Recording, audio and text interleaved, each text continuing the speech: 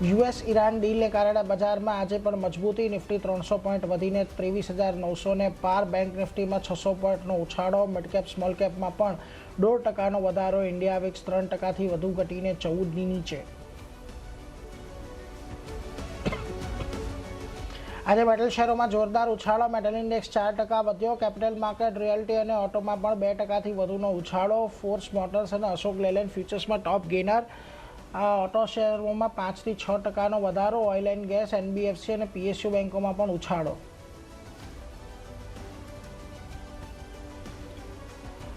યુદ્ધ પૂર્ણ થતાં ઘણા સ્ટોક્સમાં આજે આવી તેજી. એલએનટી અને કેઈસી ઇન્ટરનેશનલમાં પોઝિટિવ અસર. પશ્ચિમ એશિયાથી મોટી ઓર્ડર બુકને કારણે બંને સ્ટોક વધ્યા. એલટી ફૂડ્સ, કેઆરબીએલમાં ઈરાન બાસમતી ચોખાનું મોટું માર્કેટ હોવાથી આજે આવી તેજી. વેદાંતાથી અલગ થયેલ 4 કંપનીઓની થોડી વારમાં લિસ્ટિંગ.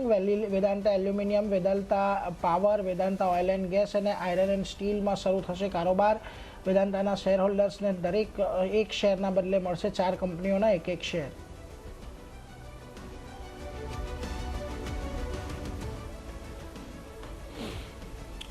તો જુઓ, આજના દિવસે આપણે